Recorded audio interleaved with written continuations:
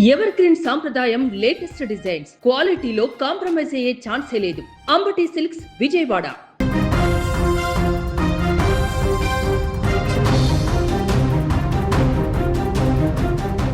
పల్నాడు జిల్లా వినుకొండలో ఓ మాజీ circle inspector పైన లైంగిక దాడి ఆరోపణల కేసు నమోదు కావడం హాట్ టాపిక్ అయ్యింది.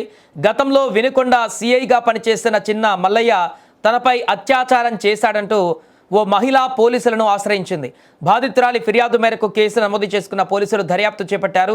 వినుకొండ మండలం బ్రాహ్మణపల్లి సమీపంలో చిన్న మల్లయ్యకు చెందినటువంటి నాటు కోళ్ల ఫారాన్ని ఆమె అద్దెకు తీసుకొని నిర్వహిస్తుంది.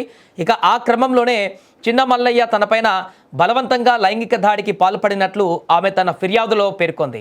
తనకు న్యాయం చేయాలని కోరుతూ ఆమె పోలీస్ స్టేషన్లో ఫిర్యాదు చేశారు. అనంతరం బాధితురాలని వైద్య పరీక్షల నిమిత్తము స్థానిక ఆసుపత్రికి తరలించారు. ఈ కేసు విచారణను ఉన్నతాధికారులు పర్యవేక్షిస్తున్నారు. ఒకప్పుడు శాంతి భద్రతల పరిరక్షణ బాధ్యతలు నిర్వహించినటువంటి అధికారిపైనే ఇలాంటి తీవ్రమైనటువంటి ఆరోపణలు రావడం ఇప్పుడు చర్చనీయాంశంగా మారింది. ఇటీవల వరకు సిఐడిలో పనిచేసి ప్రస్తుతం విఆర్లో ఉన్నటువంటి చిన్న మల్లయ్య వైసీపీకి అనుకూలంగా వ్యవహరిస్తూ టీడీపీ వారిని ఇబ్బంది పెట్టారన్న ఆరోపణలు కూడా ఎదుర్కొన్నారు. 2024లో కారంపూడిలో ఓ టీడీపీ నాయకుడిని ఏకంగా గన్తో బెదిరించారు.